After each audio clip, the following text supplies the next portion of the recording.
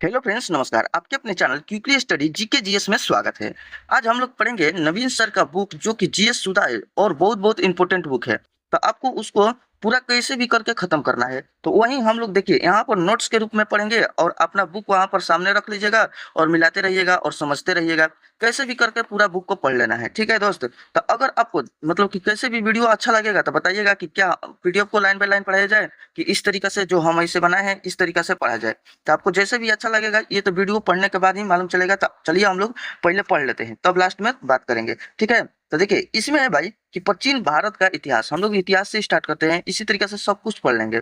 आप लोग का मतलब कि मदद चाहिए, तब जाकर हम लोग पूरा कर सकते हैं, ठीक है। तो देखिए इसमें हम लोग भूमिका यानी कि इंट्रोडक्शन से देखते हैं। देखिए इतिहास को जनक किसे कहा जाता है भाई? हेरोडोटस को कहा जाता है। हेरोडोटस को इतिहास का जनक कहा जाता है। ये को पहले यहाँ पर मोस्ट इंपोर्टेंट आ गया आपका हेरोडोटस है, ये आपको याद रखना है। और देखिए इन्होंने हिस्ट्रिका नामक पुस्तक लिखी है, ये भी आपको इंपॉर्टेंट है। हिस्ट्रिका नामक, इतिहास का जनक हेरोडोटस और हिस्ट्रिका नामक पुस्तक लिखी है, ये दो इंपॉर्टेंट है। इतिहास की परिभाषा हम लोग अब देख लेते हैं भाई, यानी कि डेफिनेशन ऑफ हिस्ट्री। इसको देखते हैं। इतिहास अतीत में मानव द्वारा किए गए प्रयासों की एक अनुक्रम कथा है। मतलब कि ये कह रहा है अनुक्रम कथा है। इसका मतलब कह रहा है कि इतिहास जो कि मानव कर लिया है अतीत में, यानी कि पीछे ये पूरा जो जो काम हुआ है उसी को जो कि क्रम से सजा देने पर वो क्या हो जाता है भाई? इतिहास हो जाता है। मान लीजिए कह दिया जाएगा कि 1908 में ये हुआ था, 1909 में ये हुआ था, 1910 में ये हुआ था, इस तरीके से क्रम में सजा दिया जाएगा तो वो क्या हो जाएगा भाई? इतिहास हो जाएगा। तो हम लोग समझ गए कि देखिए अब देख लेते हैं ये वाला। इनमें समय समय पर घटी घटनाओं का क्रमबद्ध विवरण होता है। वहीं जो कि कितना बार कहाँ पर युद्ध हुआ, क्या हुआ, वो सब समय समय पर घटी घटनाओं का क्रमबद्ध विवरण होता है, ठीक है ना भाई। तो इस तरीके से हम लोग पढ़ते रहेंगे। देखिए तीसरा नंबर देख लेते हैं यहाँ पर, इतिहास के आवश्यक अंग। अब अंग देखते हैं भाई, वो होता है एगो तो अतीत होता है। अतीत से हम लोग को मालूम चलेगा कि इतिहास में क्या क्या हुआ था। एगो और यहाँ पर होता है सभ्य युग होता है, यानी कि मानव के यहाँ पर प्रयास, ये भी होता है। फिर घटनाओं का क्रमबद्ध प्रयास, ये भी होता है। मतलब जो भी घटना है उसको क्रमबद्ध सजा दो, एक हो गया। मानव के प्रयास, ये भी मतलब कि जो जो मानव प्रयास किया है इतिहास में पीछे, वो भी हो जाता है इतिहास के बारे में जानने के लिए। फिर देखिए सभ्य युग, ये भी होगा, कैसे कैसे लोग रहते थे, ये हो जाएगा। ये अतीत, अतीत मतलब कि जो पीछे बीत गया है वो सब मतलब हम लोग जान इसी सब से हम लोग के क्या होता है? इतिहास का अंग है। इसी सब से हम लोग को जानकारी मिलेगा कि इतिहास में क्या क्या हुआ था और क्या क्या पढ़ेंगे। तो देखिए 4 नंबर देखते हैं, इतिहास की विशेषताएं। यानी कि जो घटनाएं पूर्ण हो चुकी है, चाहे अभी या हजारों साल पहले, वो इतिहास का हिस्सा बन जाती है। हम लोग समझ गए भाई, जो अभी हम पढ़ा रहे हैं और पढ़ा कर अभी हम वीडियो बंद कर देंगे तो वो क्या हो जाएगा? इतिहास का हिस्सा हो जाएगा। और चाहे जो हजारों वर्ष हुआ था काम, वो मतलब कि घट गया है पीछे, तो वो क्या होगा भाई? इतिहास होगा। तो मतलब कि अतीत में चल जाएगा भाई, वो इतिहास हो जाएगा। अब देखिए यहाँ पर इतिहास विगत घटनाओं पर चिंतित, यानी कि चिंतित, और यहाँ पर हो जाएगा चिंतित करता है, ठीक है नो। यानी कि इतिहास विगत घटनाओं पर चिंतित करता है, यानी कि जो भी भाई घटना घट गया है उसी पर चिंतित करता है कि ऐसे हुआ था तो ऐसे अब नहीं करना चाहिए, नहीं तो फिर से वही घटना दोहरा दिया जाएगा। तो इसलिए आदमी वो इतिहास से हम लोग को जानकारी मिलता है, सीख मिलता है कि ये काम हो चुका है तो ऐसा नहीं करना है, ये गलत चीज है, इस तरीका से करेंगे तो अच्छा चीज है। तो ये हम लोग को इतिहास से जानकारी मिलता है, सीख मिलता है। अब देख लेते हैं, यह हमारे समाज की दिशा एवं दशा का निर्धारण करता है। वही बात है भाई, मतलब कि दिशा मतलब कि वो दिखाता है हम लोग का रास्ता कि कैसे अब चलना है। ये सब इतिहास में लोग, पुरानिया लोग ये सब किए थे, ठीक है ना। तो ये सब किए थे तो इनसे नुकसान हुआ था, तो ये सब हम लोग को दिशा दिखाता है कि अब ऐसे नहीं करना है, अब न्यू तरीका से करना है। तो वहीं सीध होते रहता है, आगे बढ़ते रहता है, कोई भी फेल कभी पास, इसी में मतलब आगे दुनिया चलते रहता है, ठीक है। ये सब हो जाएगा। तो मतलब दिशा दिखाता है भाई, ये हो गया। फिर देख लेते हैं, साथ ही यह हमें भविष्य सुरक्षित रखने का शिक्षा भी देता है। वही बात है फिर इसमें भी कि मतलब कि जो भी अभी काम हो गया है जो कि इतिहास में हुआ है, तो मान लीजिए ये इतिहास में हुआ है, यहाँ पर हम लोग बम बना रहे हैं, मान लीजिए बम बना रहे हैं, चाहे कॉपी भी कुछ भी बना रहे हैं, कंप्यूटर और उस तरीका से नहीं बना है, तो लेकिन बाकी आगे मतलब कि कुछ केमिकल रिएक्शन के चलते यहाँ पर फाट उठ गया, लेकिन आगे भी हम लोग को सुरक्षा मिलेगा कि ऐसे नहीं करना है, इस तरीका से करना है कि वो सुरक्षित रहे। यानी कि वही बता रहा है कि भाई सुरक्षित करने के लिए शिक्षा भी देता है, यानी कि रखने के लिए ये सब शिक्षा देता है, ठीक है ना भाई। अब देख लेते हैं यहाँ पर प्राचीन भारत का महत्व।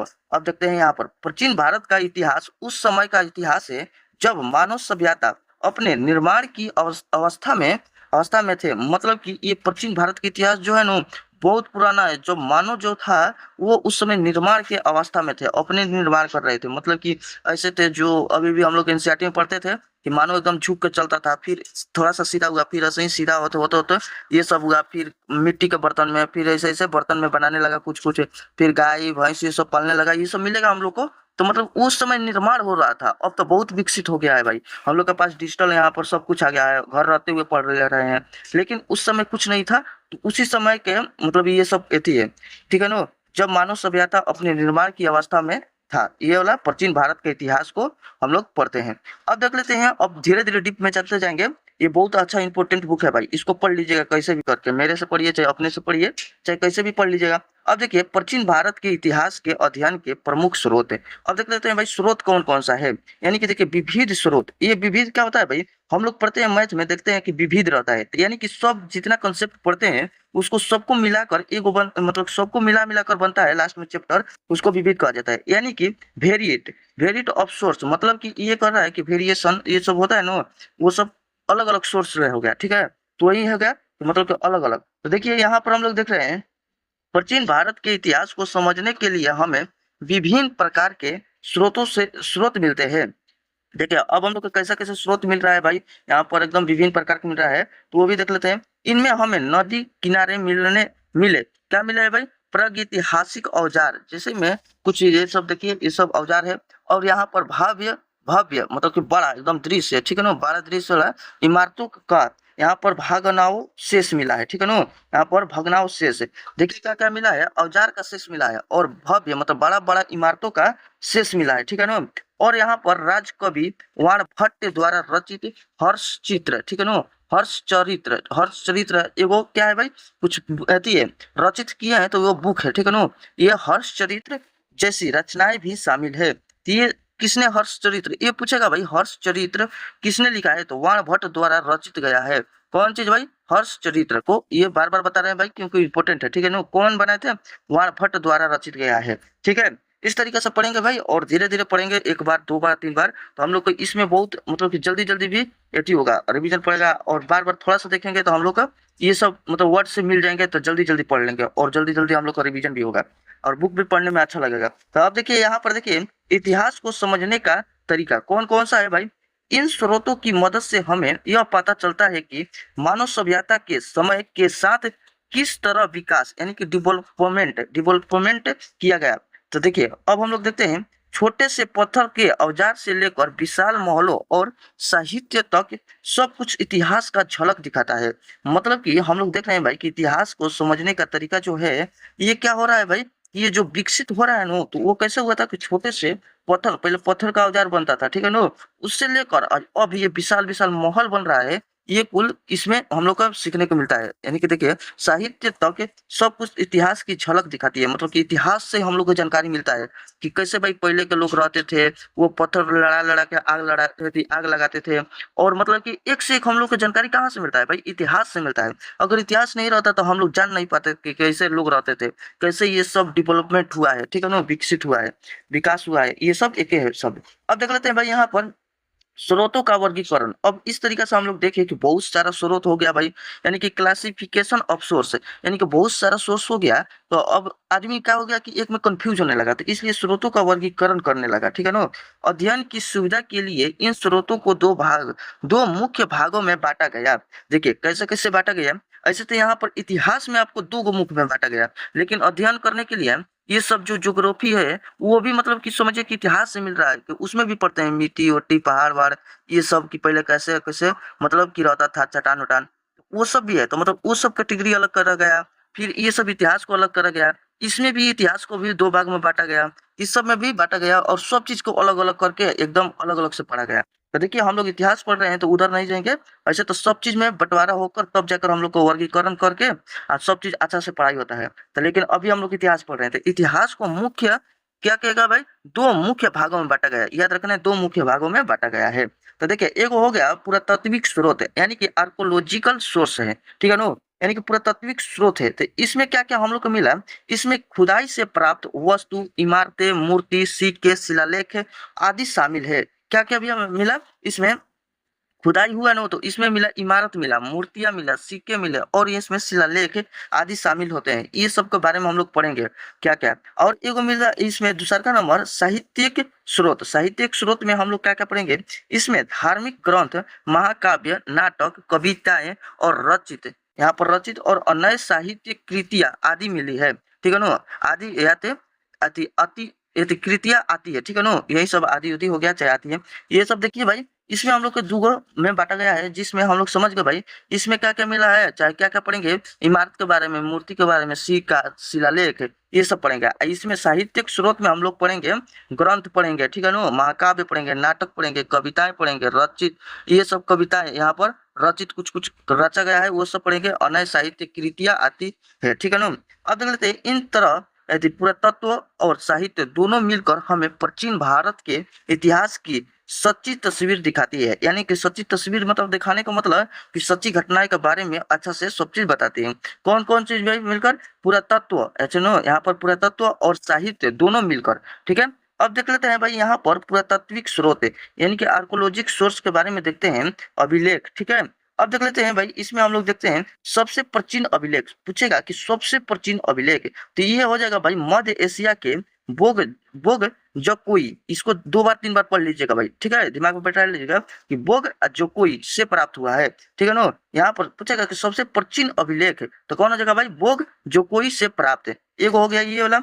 अब देखिए इन अभिलेखों पर वैदिक देवताओं जैसे कि इंद्र, वरुण, मित्र एवं यहाँ पर नासत्य के नाम मिलते हैं। ये सब मतलब कि जो मिला है भाई अभिलेख, इन पर ये सब के नाम मिलते हैं। कौन कौन, इंद्र, वरुण, मित्र और एवं नासत्य के नाम मिलते हैं। इनमें हमें ऋग्वेद की तिथि जानने में सहायता मिलती है।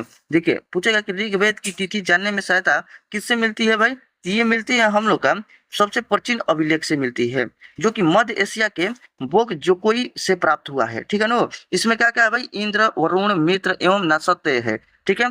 अब देखिए भाई यहाँ पर आप लोग को मतलब कि एक बार नहीं याद हो रहा है, 2 बार 3 बार देखिएगा वीडियो को अच्छा से, तो आप लोग को याद होगा। आप फिर चाहे 1 बार 2 बार पढ़ कर समझ के फिर क्या कीजिएगा कि अपना बुक लेकर पढ़िएगा, तो और अच्छा से समझ में आते रहेगा, ठीक है। तो ये सब पढ़ते रहेगा, क्योंकि हम 3 बार 4 बार नहीं ना बता पाएंगे भाई, क्योंकि वीडियो बहुत लंबा हो जाएगा, तो इसलिए 1 बार 2 बार बता सकते हैं, ठीक है। अब चलिए इसको देखिए, अब हम लोग पढ़ेंगे, एगो तो हम लोग जान गए सबसे प्राचीन अभिलेख जो कि बोग जकोई है, ठीक है ना। अब दूसरा का देख लेते हैं यहाँ पर अशोक के अभिलेख का, यहाँ पर पाठ देखते हैं, अशोक का अभिलेख का पाठ, जो कि वर्ष 1837 में जेम्स प्रिंसेस, ठीक है ना, जेम्स प्रिंसेस पे, ये वाला हो गया भाई, जेम्स प्रिंसेप ने ब्राह्मी लिपि में लिखी थी। अब पूछेगा कि अशोक के अभिलेख का पाठ कौन लिखे थे, तो वो लिखे थे इसमें जेम्स प्रिंसेप लिखे थे। कब लिखे थे, 1837 में लिखे थे, ठीक है ना, ये हो जाएगा। अब इसमें देखिए सम्राट अशोक के अभिलेख को पढ़ा था, ये वाला हो गया, लिपि में लिखे थे, कौन सा लिपि में भाई, ब्राह्मी लिपि में। ये सब याद करना है, ये सब पूछ देता है, कौन सा लिपि में लिखा था, तो ब्राह्मी लिपि में जेम्स प्रिंसेप ने लिखा था 1837 में, और सम्राट अशोक के अभिलेख को पढ़ा था, ठीक है ना।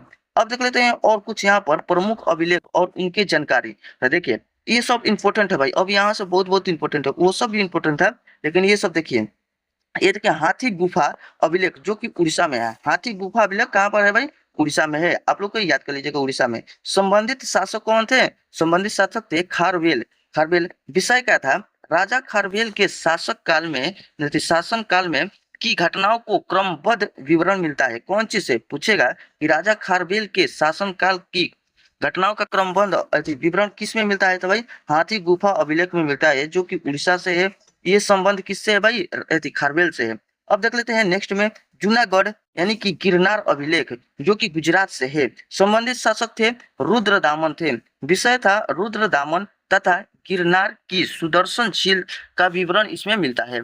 पूछेगा रुद्रदामन और गिरनार की सुदर्शन झील के विवरण किसमें मिलता है भाई, तो जूनागढ़ और गिरनार से, ठीक है ना। तो इसमें देखिए गिरनार गिरनार मिल रहा है, तो ये भी हो जाएगा। और ये कहाँ पर है, गुजरात में है। ये किससे संबंधित है, तो रुद्रदामन से है। अब देखिए ये सब देखते हैं नासिक अभिलेख, जो कि नासिक, ये कहाँ का है भाई, महाराष्ट्र का है। इसकी रचनाकार कौन है, तो गौतमी बालश्री एवं वशिष्ठ पुत्र, यहाँ पर पुलुमावी, ठीक है ना, पुलुमावी, ये सब और 2 बार 3 बार उच्चारण कीजिएगा, हो जाएगा।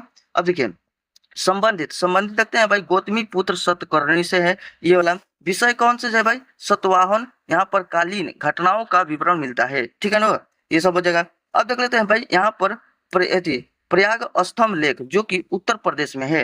ये सब एकों को बहुत अच्छे से ध्यान से देख देख के याद कीजिएगा भाई। प्रयाग स्तंभ लेख जो कि संबंधित किससे है भाई, समुद्रगुप्त से है। ये समुद्रगुप्त से संबंधित है, उत्तर प्रदेश से है, ये प्रयाग स्तंभ लेख है, ठीक है ना। और विषय का है इसके बारे में, गुप्त शासक समुद्रगुप्त की विजयों एवं नीतियों का वर्णन इसमें मिलता है। देखिए पूछेगा कि समुद्रगुप्त की विजयों का वर्णन किसमें मिलता है भाई, ये मिलता है प्रयाग स्तंभ लेख से जो कि उत्तर प्रदेश है। अब देखिए ऐहोल अभिलेख जो कि मध्य प्रदेश में है। संबंधित शासक कौन थे, पुलकेश सिंह द्वितीय थे, मतलब पुलकेश सिंह द्वितीय थे ऐहोल अभिलेख के, जो कि मध्य प्रदेश से है। अब देखते हैं इनका विषय क्या है भाई, हर्षवर्धन एवं चालुक्य शासक पुलकेश सिंह द्वितीय के बीच युद्धों का विवरण मिलता है। अब याद रखना है भाई कि हर्षवर्धन और यहाँ पर चालुक्य शासक पुलकेश सिंह द्वितीय के बीच जो युद्ध हुआ था वो किस अभिलेख में मिलता है भाई, तो ये मिलता है ऐहोल अभिलेख में जो कि मध्य प्रदेश से है। ये सब हो जाएगा। अब देखिए ये है भीतरी स्तंभ लेख जो कि उत्तर प्रदेश से है। देखिए संबंधित शासक कौन थे भाई, स्कंद गुप्त थे, ठीक है ना। और विषय क्या था, यहाँ स्कंद गुप्त की उपाधियों का उल्लेख मिलता है। उपाधि मतलब कि भाई जो कि वो कुछ काम किए होंगे, उनको उपाधि मिला होगा कि ये मतलब कि शासन कर रहे होंगे, तो उपाधि मिला होगा तो उन्हीं को अब ये मिलता है, उसमें उल्लेख मिलता है। किसमें भाई मिलता है, भीतरी स्तंभ लेख में मिलता है जो कि उत्तर प्रदेश में है। अब देख लेते हैं भाई यहाँ पर मंदसौर अभिलेख जो कि मध्य प्रदेश से है। ये देखिए संबंधित शासक कौन थे, ये थे मालवा नरेश यशोवर्धन यशोधर्मन, ये यशोधर्मन है, ठीक है ना, धर्मन, ठीक है। और विषय क्या था भाई इसका, यशोधर्मन की सैनिक उपाधियों का विवरण, यानी कि देखिए उनके सैनिक का उपाधियों का विवरण किसमें मिलता है भाई, किसके किसके सैनिक है, यशोधर्मन के, ठीक है ना। इसमें मिलता है मंदसौर अभिलेख में मिलता है जो कि ये मध्य प्रदेश से है।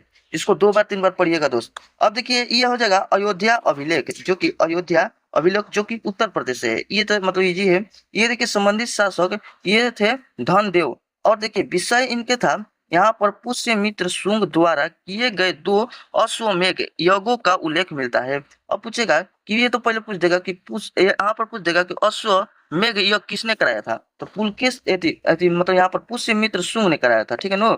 ये मतलब ट्रिक तो आ रहा है दिमाग में कि नहीं, अभी बताएंगे। यहाँ पर देखिए पुष्यमित्र शुंग, ये सब हम लोग सिर्फ रिवीजन करेंगे, यहाँ पर ट्रिक व्रिक नहीं चलेंगे, ठीक है ना। अब देखिए यहाँ पर पुष्यमित्र शुंग है, ये क्या कराए थे भाई, ये अश्वमेध यज्ञ कराए थे। इनका अभिलेख कहाँ पर मिलता है, तो अयोध्या अभिलेख से मिलता है जो कि उत्तर प्रदेश में है। ये यहाँ से अयोध्या है, यहाँ से भी मिल जाएगा, इस तरीके से याद रखिएगा। अब देखिए इसमें हम लोग देख लेते हैं मेहोली अभिलेख जो कि ये दिल्ली से संबंधित है। और संबंधित शासक कौन थे इसमें चंद्रगुप्त द्वितीय थे। चंद्रगुप्त द्वितीय थे, कौन चीज से संबंधित है, मेहोली अभिलेख से। मेहोली अभिलेख कहाँ पर है, तो दिल्ली में है, ठीक है ना। और विषय क्या है भाई, तो गुप्त शासक चंद्रगुप्त द्वितीय की सैनिक उपाधियों का वर्णन इसमें मिलता है, ठीक है ना। तो देखिए इस तरह ये सभी अभिलेखों हमें प्राचीन भारत के राजाओं और उनकी नीतियों, युद्धों और उपाधियों की सटीक जानकारी देती है। मतलब कि क्या क्या किए हैं राजा, क्या क्या मतलब कि उनका उपाधि मिला है, चाहे वही सब मिलाकर कि उनको क्या क्या किया गया है, तो उसमें सटीक जानकारी मिलता है क्योंकि उसके बारे में पूरा लिख दिया गया है। तो हम लोग वही सब में पढ़ लेते हैं। जब जब ये सब मिलता है अभिलेख तो हम लोग उसको पढ़ पढ़ के समझ लेते हैं कि हाँ ये राजा ये करवाए थे, ये काम अच्छा कराए थे, ये नहीं कराए थे, ये ऐसे थे, सब चीज हम लोग को जानकारी मिलता है, ठीक है ना दोस्त। तो अगर वीडियो अगर अच्छा लगा है तो दोस्त लाइक कमेंट शेयर सब्सक्राइब कुछ भी कर दीजिएगा दोस्त, क्योंकि आपको मतलब कि जब तक मेरा मदद नहीं होगा तो आप लोग का भी कैसे होगा। तो इस तरीके से आप लोग सपोर्ट कीजिए, हम भी धीरे धीरे पूरा पढ़ा देंगे, ठीक है ना। सब्सक्राइब कर लीजिएगा तो सबसे पहले वीडियो आपको मिलेगा और पढ़ लीजिएगा, ठीक है। तो अब देखिए यहाँ पर वही सब लिखा गया है, ये सब को मतलब कि ये सब कीजिएगा तो दूसरों लोग भी पढ़ेंगे। अब चलिए आप लोग समझ गए होंगे तो आप लोग कमेंट में बताना होगा कि कैसा लगा क्लास, ठीक है ना। तो अगर ऐसा कहिएगा तो इसी तरीका पढ़ाएंगे, और नहीं तो कहिएगा तो पीडीएफ को भी इस तरीके से कैसे भी कराकर हम लोग यति करा लेंगे, ठीक है ना, पूरा पढ़ लेंगे और समझ लेंगे। अब देखिए यहाँ पर है भाई ये सब हम लोग पढ़ेंगे नेक्स्ट वीडियो में, बहुत बहुत यति है स्मारक एवं भवन के बारे में हम लोग देखेंगे। ये सब देखने के बाद हम लोग देखिए सब चीज हम लोग पढ़ेंगे। यहाँ पर देखिए सिक्का के बारे में हम लोग पढ़ेंगे और इसका नोट्स मिल जाएगा टेलीग्राम पर, ठीक है ना, तो अपने से भी पढ़ सकते हैं।